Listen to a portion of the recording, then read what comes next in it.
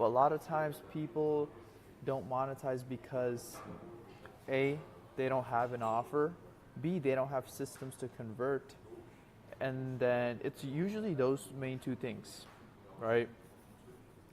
And then three, they might be worried that they don't have a product, right? So stick with me until the end of this video because I'm going to explain exactly what to do. So the first thing is crafting out an offer, right?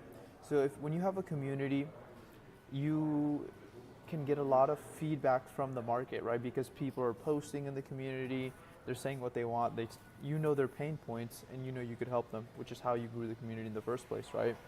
So basically, analyzing what they want and creating an offer around that, right? Like for example, let's say you had a community where you help people, where you teach people about flute, right? So imagine that was your community. What would you do? You could create a high ticket offer like I help people who play the flute achieve a specific dream outcome within specific time frame, right? So that's like the first lever to pull. Now that you have your offer, you want to like structure the pricing. So it's like, how much do you want to price it to? Ideally, high ticket is the best way. I mean, that's what we're doing. So charging at least like $1,000 to $5,000 is going to help out a ton. A lot of people make this mistake where they charge below $100, but let's say you have 500 clients at $100, right? So if we do 500 times 100, that equals 50K you'll make a month, right?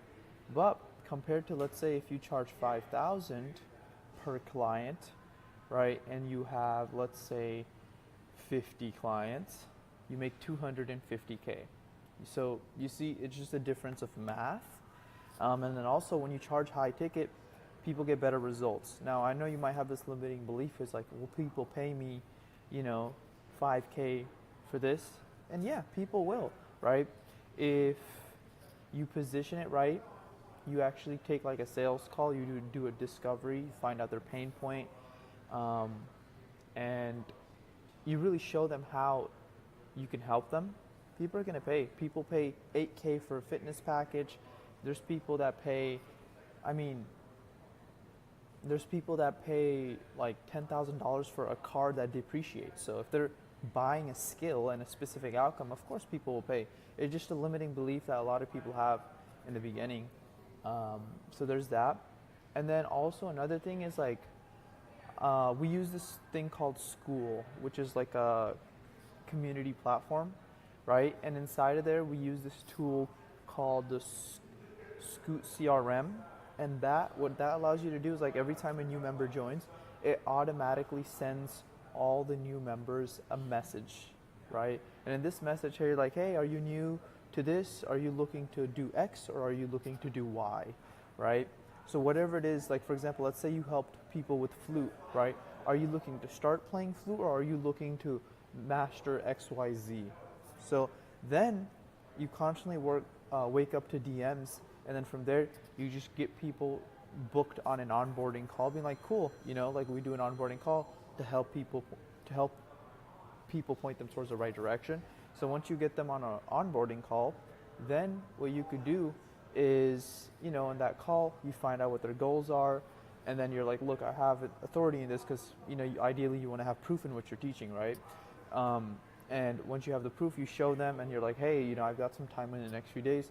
Would you like to have a quick chat so I can kind of like show you, one, I can diagnose the number one thing that's holding you back from achieving XYZ, and then two, I help you create a custom roadmap to XYZ to solve this problem in 30 days. So then you have that. It positions the call as if you're giving them like a consulting. And what happens is, like, it's a sales call, but you're all, in a way, treating them like a client because you are really diagnosing what they do. That's what you do in a sales call. So yeah, and then from there you close them into a client, charge high ticket, and then you just pretty much repeat this process, right?